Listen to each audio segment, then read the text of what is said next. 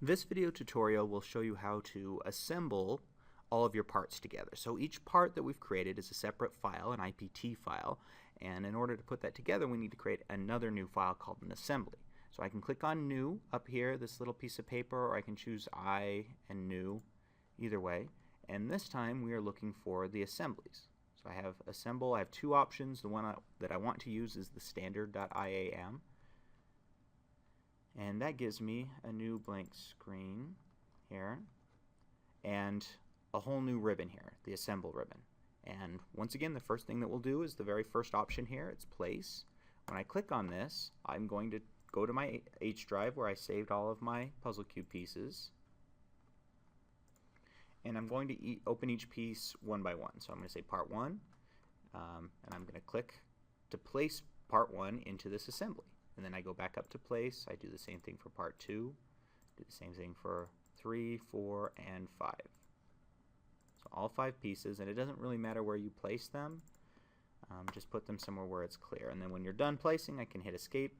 Notice that you can place multiple things. So if you have a screw that's used 5 times, you can just click 5 times and all 5 of those are placed in there. Now this assembly is much harder than any other assembly you're going to do this year because these pieces are not really designed to be put together.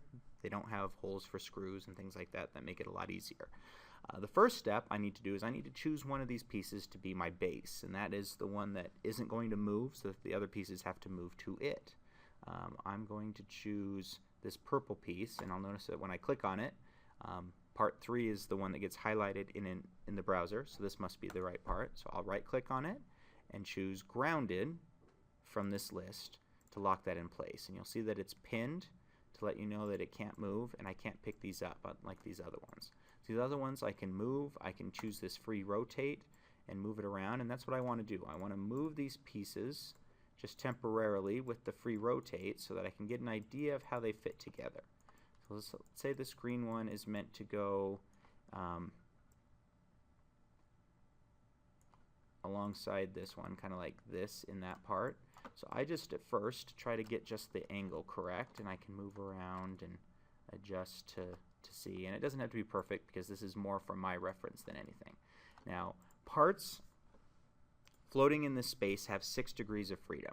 I can move them along the y-axis, the x-axis, the z-axis, which is depth, and then that's called translation along those 3 axes. And I can also rotate them along those 3. I could rotate it this way along the z-axis, I can rotate it along the x-axis, and so we need to limit those degrees of freedom so that it can't move. We need to constrain them. And so the way that we do this is by pressing the constrain button, or C does the same thing.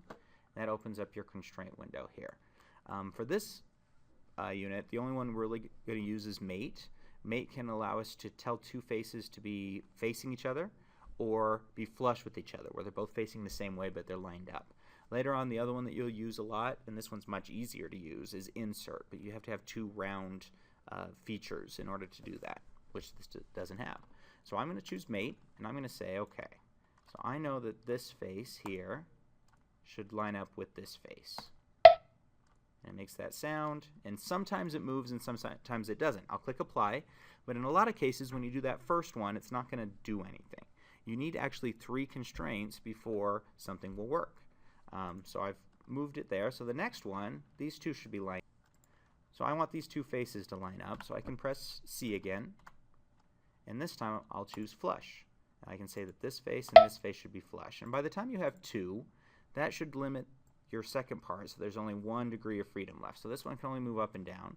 And so the last thing, I'll move this a little bit, and I always hit apply with constrain, and then I usually hit cancel to get out of it to make sure that I've done it correctly. The last one I'll do is I'll mate this one and this one. And with 3 constraints, that's always going to be enough. Now sometimes you're going to choose the wrong constraint or it's not going to work. And if you look over here in your browser, you'll see that when you plus sign any of these, you'll see those constraints in there. And if it ever doesn't work, it's usually because an earlier constraint you did is wrong. It's hard to tell which one's bad, so you can always just, what I would do if it's not working is I would just wipe all of these out. And you can right click on these and delete them and then start over again. That's what I'll do if you call me over as well, because it's hard to tell exactly where it went wrong. And then you just do this with the multiple parts. So this next part, Let's do this one.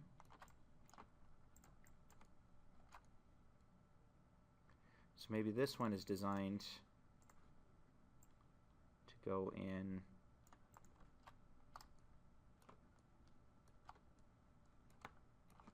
to there. And so I just move it around a little bit. I'll choose my constrain, mate those two, apply, and then I'm going to flush it so that these two faces have to be lined up. That's my second one. With two, there should only be one left. And there's multiple things I can do usually. I could mate this face and this face, or I could flush these bottom ones. That seems to be a little easier. So I'll choose flush, and then click these bottom two. And when I click apply, then it's there too. Hit F6 to go back. And eventually, all of your pieces will be constrained to that initial grounded one, which means that none of them can move. And once you've got all 5 of those, you can go to Save As. And I like to save it in that same folder with all the other ones, and I would call it something that has the word assembly in the title. You'll notice that the extension is an IAM for Inventor Assemblies file, and then we can move on to the next portion of it.